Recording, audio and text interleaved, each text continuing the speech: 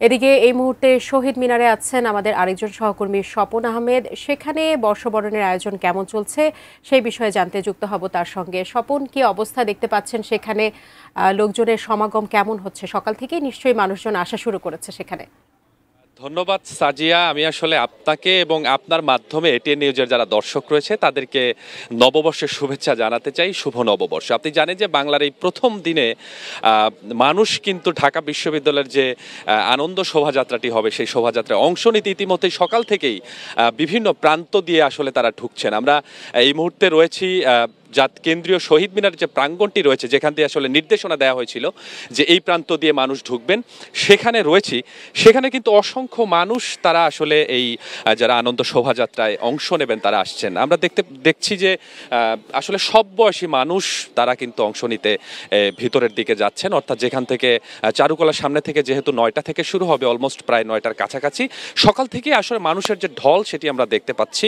পাশাপাশি একটি বিষয় বলে রাখি, যেহেতু এবারে আইন শৃঙ্খলা রক্ষাকারী বাহিনীর একটি কঠোর পদক্ষেপ নেওয়া হয়েছে, বিভিন্ন মোড়ে মোড়ে কিন্তু আমরা দেখতে পাচ্ছি যে আইন শৃঙ্খলার কঠোর একটি তৎপরতা রয়েছে। পাশাপাশি আপনি জানেন এই নববর্ষ উপলক্ষে বিভিন্ন প্রান্তে শুধু রাজধানীতেই কিন্তু প্রায় 18,000-এর মতো পুলিশ সদস্য তারা নিরাপত্তা দিয়ে আসছেন। পাশাপাশি মঙ্গল শোভাযাত্রা, অর্থাৎ দুঃখিত আনন্দ শোভাযাত্রা যেটি হবে, সেখানেও কিন্তু বেশ নিরাপত্তা বলয়ের মধ্য দিয়ে আসলে এই শোভাযাত্রাটি অনুষ্ঠিত হবে।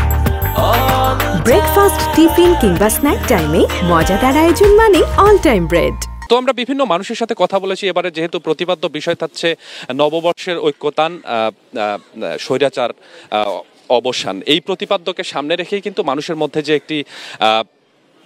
একটি উল্লাস সেটি আমরা দেখতে পাচ্ছি। উদযাপনের যে ভিন্ন আঙ্গিকের যে উদযাপনের একটি বিষয় থাকে, বিভিন্ন ধরনের পোশাক পরে, বিশেষ করে সাদা লালের যে একটা সংমিশ্রণের পোশাক পরে মানুষ কিন্তু অংশ নিতে যাচ্ছেন। আপনি জানেন যে এবারের ভিন্ন আঙ্গিকে, অর্থাৎ যেহেতু এবারই হচ্ছে সরকার পতনের পর প্রথমবারের মতো নববর্ষ উদযাপন হতে যাচ্ছে, তো ভিন্ন আঙ্গিকে মানুষের মধ্যেও এটি রয়েছে। তারাও বলছেন যে যেহেতু ভিন্ন আঙ্গিক করা হচ্ছে, অর্থাৎ যে মোটিভগুলো তৈরি হয়েছে বাংলার আবহে, অর্থাৎ ইলিশ, বাঘ, পাশাপাশি শান্তির প্রতীক ময়ূর, এছাড়াও অন্যতম আকর্ষণীয় যে মোটিভটি এখানে আর রয়েছে সেটি হচ্ছে স্বৈরাচারের যে মুখাকৃতি, এটি কিন্তু নিয়ে একটি কয়েকদিন ধরে আমরা দেখেছি যেটি পরে দেওয়া হয়েছিল। পাশাপাশি গত 24 ঘন্টার মধ্যেই কিন্তু আবারও নতুনভাবে সেটি তৈরি করা হয়েছে। সব মিলিয়ে আসলে এই প্রান্ত দিয়ে, যেহেতু নির্দেশনা দেওয়া হয়েছে ডিএমপির পক্ষ থেকে যে সব প্রান্ত দিয়ে আসলে মানুষ যারা শোভাযাত্রায় অংশগ্রহণ করবেন তারা ঢুকতে পারবেন, নির্দিষ্ট কয়েকটি মোড় দেখিয়ে দেওয়া হয়েছে। অর্থাৎ এখান দিয়ে আমরা দেখতে পাচ্ছি সকাল থেকে অসংখ্য মানুষ তারা ঢুকছেন। আমরা এবারে জানি যে আসলে বাঙালি সহ 28টি জাতিগোষ্ঠীর মানুষ এবারে শোভাযাত্রায় অংশ নিচ্ছেন। তো আমরা সকাল থেকে ভিন্ন আঙ্গিকে, ভিন্ন ধারায় মানুষকে আসতে দিতে, সবারই আসলে উদযাপনের যে একটি লক্ষ্য সেটি রয়েছে।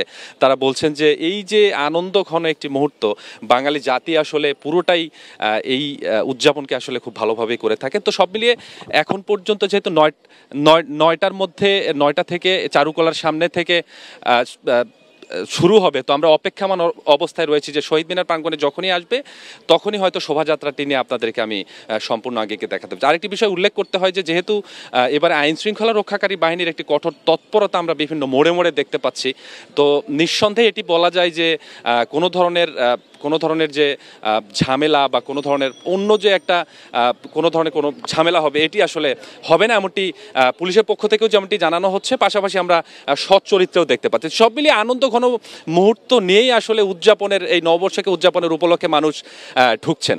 সাজিয়া, এই ছিল আমার কাছে শহীদ মিনার প্রাঙ্গণ থেকে আজকের যে আনন্দ শোভাযাত্রাটি অনুষ্ঠিত হবে সেটির সর্বশেষ অবস্থা।